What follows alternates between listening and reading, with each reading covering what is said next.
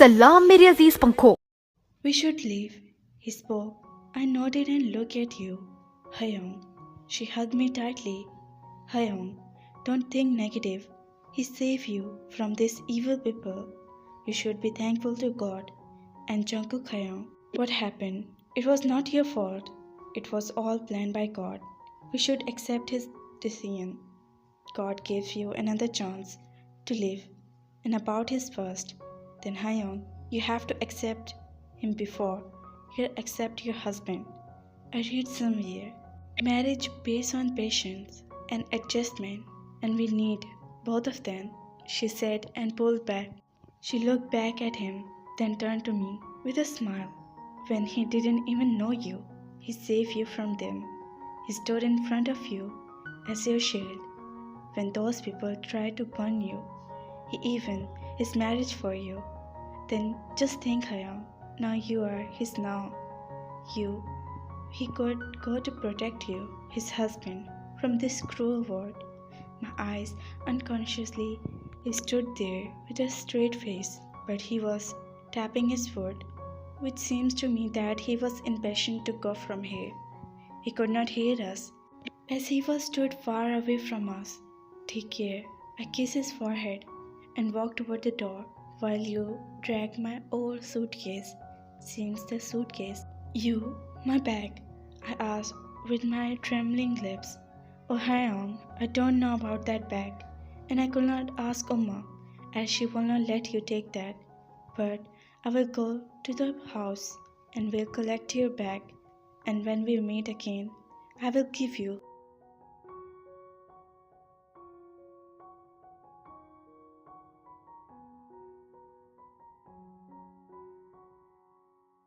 But that bag has my Umma's belongs and Umma upper picture. I want it. Hyung, please, trust me. I will keep that bag safe. My tear rolling down as I realized I had to leave that bag here. Okay. I turned and saw him walking away from there. I followed him.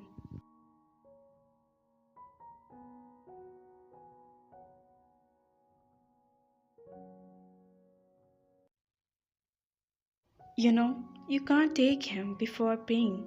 A voice make us at our place. We turned to see my stepmom was coming toward us.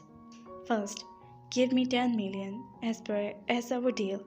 I closed my eyes, biting my lips as the tear escaped my eyes. Which deal? I heard his cold voice. Deal that you will marry him and give me money before taking him with you. I never make a deal like that. I said I will marry him, and I did. About money, I never said I will give you. My eyes shot open, and I stared at him. He was glaring at my stepmom. You can't betray me. I will not let you take him. If you're forgetting, then I remind you that I did not purchase him. I marry him. He's my husband, and this whole village witnessed our marriage. You have no right to stop me from taking him. I will not give you money. He smirked and looked at me. My tear escaped from this time, not but because of relief and contact. He saved me from losing my self-respect. I will not let you take him, my stepmother yelled, and toward me, making my eyes winded in fear. But he stood in front of me. Take another step toward him, and you will see whom you're messing up. He is not only your stepson anymore, but my husband. I will see. You can take him. He's your husband. No one has the right to stop you. I heard that old man spoke. Let them go, Kim.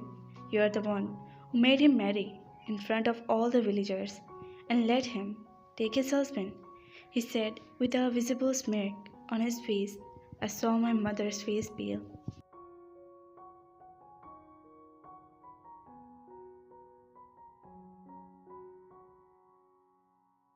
Let's go. I was staring at mother who was glaring at me with. I felt my stomach churn when I heard him and then felt him holding my waist. I felt goosebumps on the spot where he touched. He dragged my suitcase with one hand and another hand he held my waist. I stared at him back while keep following him. You were rag in my mind.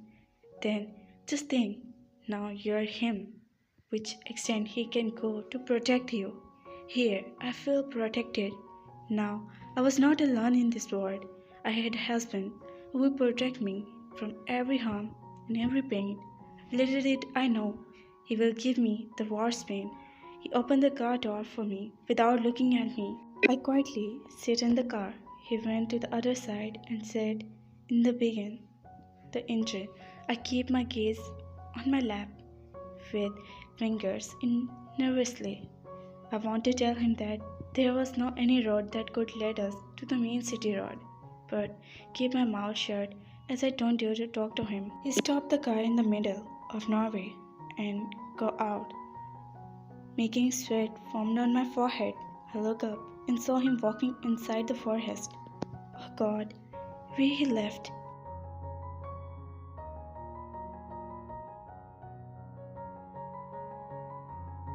I thought, looking around, few minutes passed, but he didn't come. I was about to get out of the car when I saw him walking toward the car, holding something. Bag. My bag. He sat in the car and placed the bag on my lap. My eyes filled up, and I took out a picture of my parents. Staring at them, I shed few tears. While running my finger on the photo frame, he began the car engine again, and we dropped toward our new journey. Listen, listen, wake up. I heard someone calling, someone which caused me to, but not paying attention, I again tried to sleep. Wake up, I'm talking to you. I jolt up hearing a loud voice. My eyes winded, seeing my surrounding, while my mind replayed what had happened in my life in just few hours. I looked at the man, who was my husband now, was sitting beside me, while his eyes were on the road, but I know he was the one who was waking me up.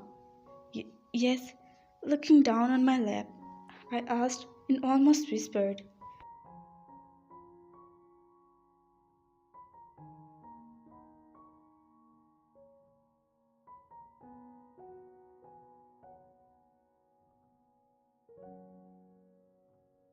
let's go.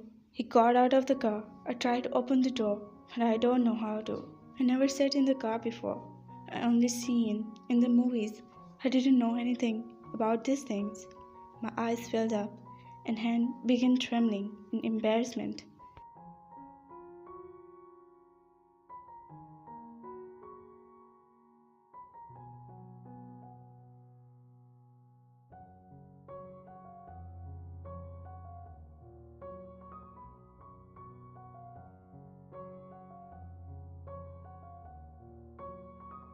What will he think of me? He will laugh. He will make fun of me. Maybe he will be angry that I am so dumb. I don't know anything. I am. Suddenly, my side of the door opening, making me come out of myself. I looked up and saw him standing in front of me with a serious face. I got out. When he closes the door, he took my suitcase and walked toward the building while holding my bag.